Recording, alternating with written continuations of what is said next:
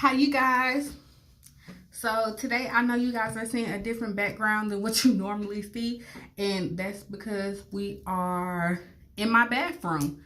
I I honestly don't know why I decided to record in my bathroom, but I did. I'm not sure. Hope you guys don't mind. It's clean. But anyway, today is going to be a story time video. So it was supposed to do bleh. It was supposed to be a closet haul video where I go take all my clothes and stuff. But that'll be later on this month. I'm sorry if I'm talking funny, you guys. I just got my braces off on Saturday, and that will be another video. But today is a story time, and today I'm going to be talking about how I found out I had early stages of cervical cancer. So these are going to be some tips that I found out along the way that I hope help somebody else out there so that they don't end up in the same predicament that I did. So this will be more along the lines of an educational video.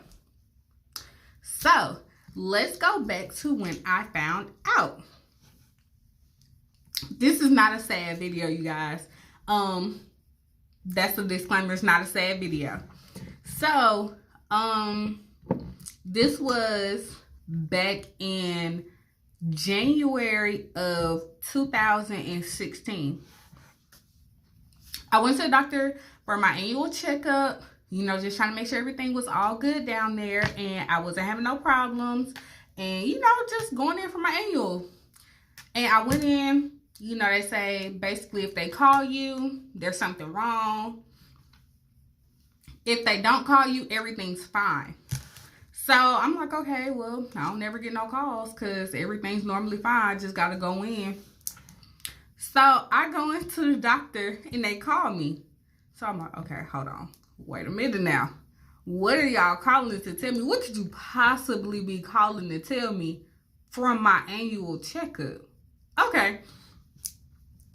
So anyway, you know, on your voicemail, they don't really leave you any instructions. They just, not instructions. They don't really leave you any details. They basically just tell you, hey, when you get a chance, can you call back into the office? This is such and such regarding your checkup. So, of course, in my head, I'm like, yeah, I can call back. So I call back. They tell me to that they're going to schedule me an appointment at a specialist. So I'm like, for what? So they scheduled me an appointment at a specialist. I end up going. And when I get to the specialist's office, they're telling me that my pap smear came back abnormal. And I'm like, okay, so what are you trying to tell me? So they're saying that they didn't want to alarm me, but it looked like I had cancerous cells in my cervix. So I'm like, okay, you're not trying to alarm me, but you just did. Like, whatever you was saying right now is going in one ear and out the other, because all I just heard was, it looks like I got cancerous cells in my uterus, in my cervix. So anyway, we do a biopsy, and he tells me it's not gonna hurt. It definitely hurt. They don't numb you. They go inside of your cervix. Sorry, this is gonna be a TMI for guys, I guess. They go inside of your cervix and they cut the cervical, the cancerous cells out. So afterwards, I leave, you know, and they say they'll call me back in like a week or two, and I'm just like, okay, whatever. Going about my week. So I get a call back from them, and it's not even 2 weeks. It's more like on the lines of a week. And they tell me that they are cancerous cells. So I'm just like, okay, so what we do now? Like, you need to be giving me some information so we can kind of like fast track this along, because I don't want to be sick or, you know, like get sick or, you know, anything. So now I'm nervous. So basically I go back to that same doctor's office, and I have what they call a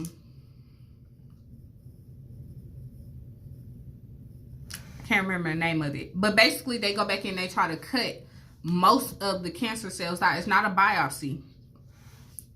It's them trying to get rid of some more cancer cells. And because now at this point, they know that's what it is. So now they're trying to cut them out. So we do that part or whatever. I'm out for recovery for a while. They say I have to come back for a checkup in like a month. It was like after my cervix healed up a little bit, I was supposed to come back in another month. So we get that part out the way. And I'm thinking I'm free and clear. Like everything is fine at this point. And that was not the case. A month later, I went back. And I had another surgery done. This time, it was a cervical ablation. And I had to get the cancer cells burned off. And that part was painful. The process for that was long. The recovery time.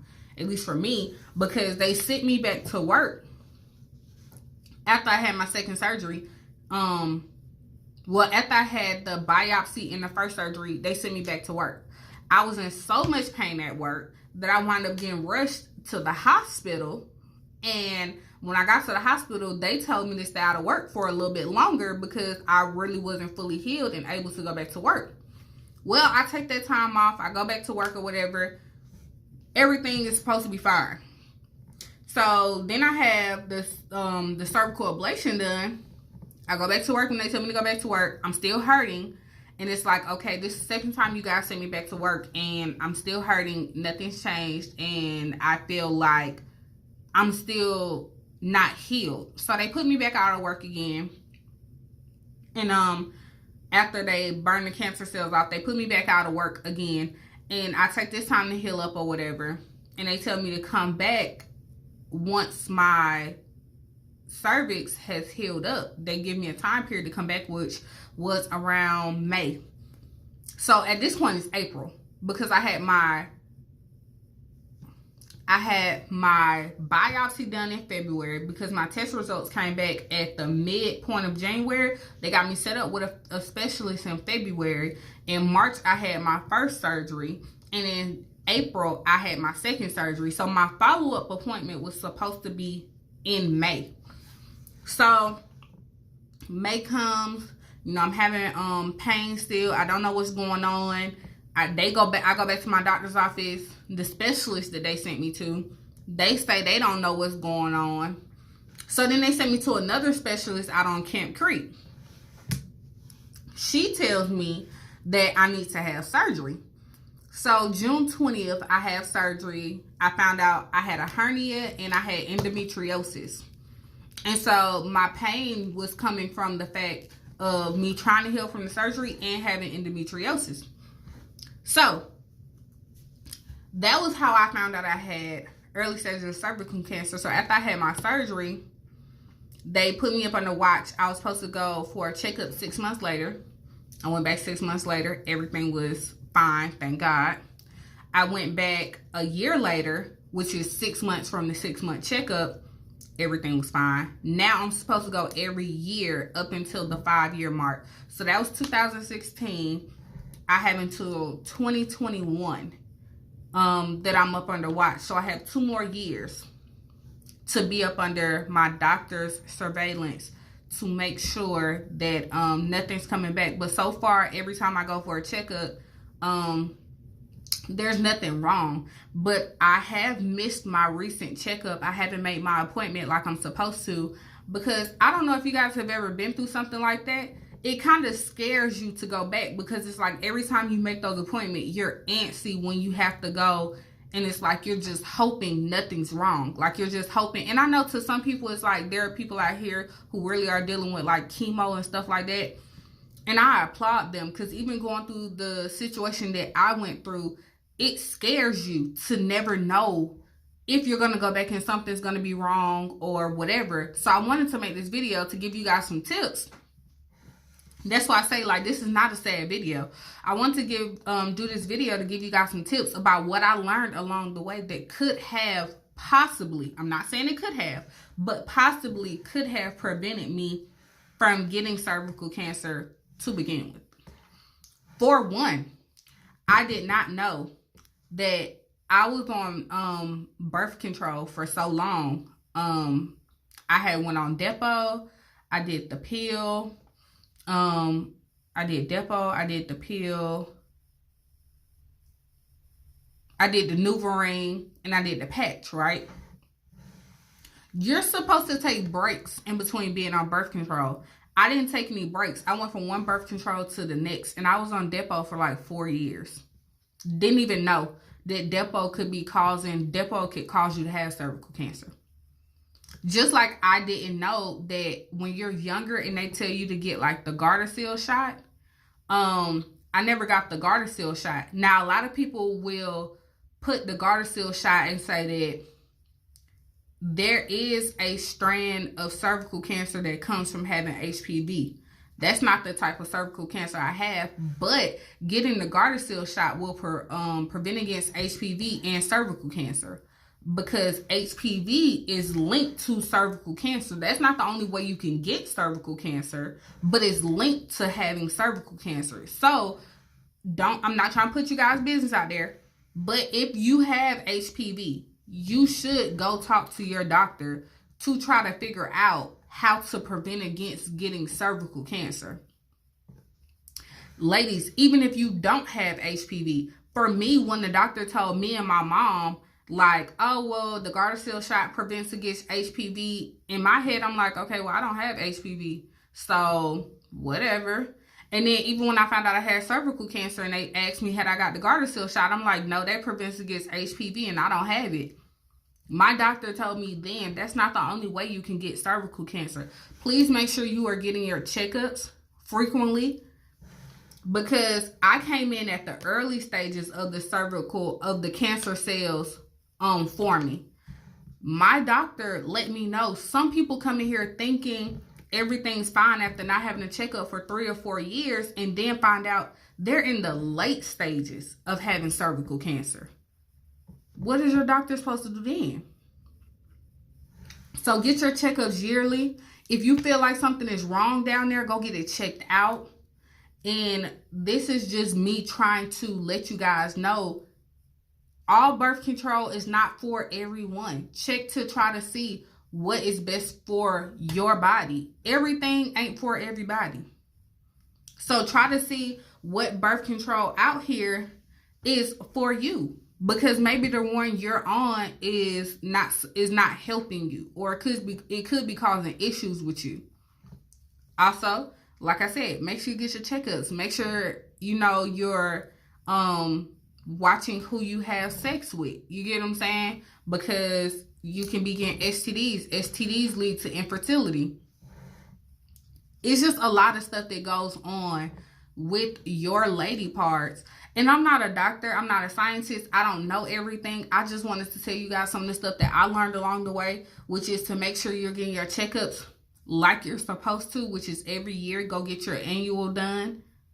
And also, like I said, if you have HPV, go talk to your provider about trying to make sure that you are preventing yourself against cervical cancer. Ladies, I was ignorant to the fact that I thought only people who had HPV could get cervical cancer, develop cancerous cells that lead to cervical cancer or whatever. That is not the only way to get cancerous cells that will lead to cervical cancer. That is not the only way to get cervical cancer. You do not have to have HPV. And I'm really just trying to really push this into you guys' head, because that is nothing to play with. So I wanted to come on here and give you guys a short video today. This was my story time about how I found out that I had cancer cells in my uterus and in my cervix, and how I dealt with that. Like I said, when you go through stuff like this or whatever, it really shows you who's there for you. I didn't have a lot of people in my corner when I was going through this. A lot of the people who I thought were my friends, they abandoned me, didn't check on me, didn't hit me up. I didn't get a text message from a lot of people when I was going through the stuff that I was going through. Like, I literally heard from, out of everybody who said they was my so-called friends, I heard from one person, which was my husband, and another person. And me and her don't speak no more, but her name is Vanessa. And we don't have any issues. We just haven't talked recently, but I really appreciate her. She came and checked on me, brought wine over there. We drunk. We had girl chat. She was there for me. And my sister Deja, she made sure, which is my brother's fiance, she made sure that she took care of me every day when she came home for work, because I couldn't walk a lot of days. Like, I couldn't get up and down the steps. She would make sure she fixed me something to eat, bring it upstairs, sit with me, talk to me to make sure I was okay. My mom, my dad, my granny, my family, they were the people who were there for me. All the friends that I thought I had, they weren't there. So really make sure you're keeping your circle tight, because let me tell you, when you get into these situations where you feel like, oh, I know this person got my back, I know this person got my back, that's normally when people let you down.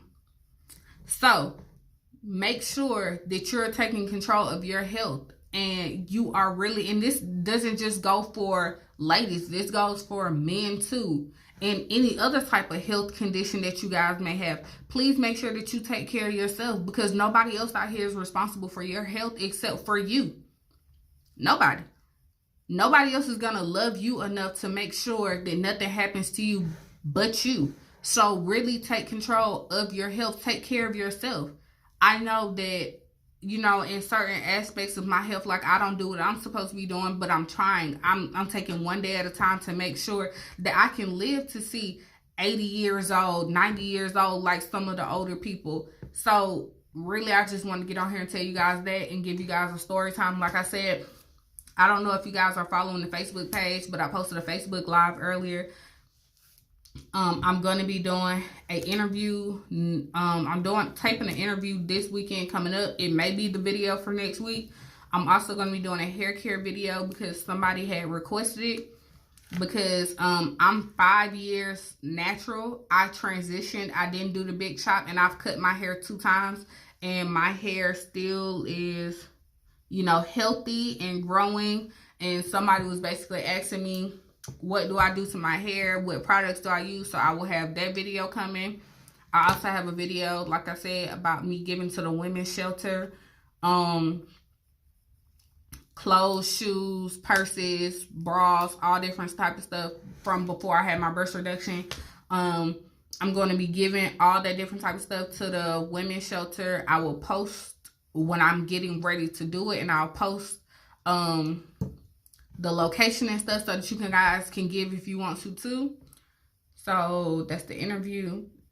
That's the hair care video. On the hair care video, I'll be doing my hair from start to finish so you guys can see the process. That's the clothing haul. I'm going to do a story time about my breast reduction. And I have another interview coming. So those are the things that you guys can expect from this channel. I'm still working on getting the homework together. I'm trying to create you guys like some worksheets so that you guys aren't trying to copy down questions all the time. I'm trying to create you guys like a PDF worksheet that I can just post the link to, and that you guys can go in and like type in your answers and stuff to make it easier for you guys, or copy and paste. And those will be what I'll be posting every week.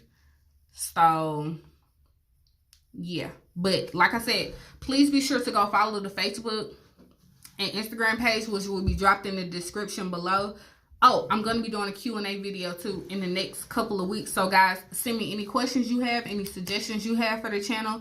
I don't know, like I said, if you guys follow the Facebook page, I am going to continue this channel regardless of who comes on this journey with us and who doesn't come on this journey with us, because there are so many people in my comments and in my messages who have told me how much this channel has helped them, and I'm doing this journey for them.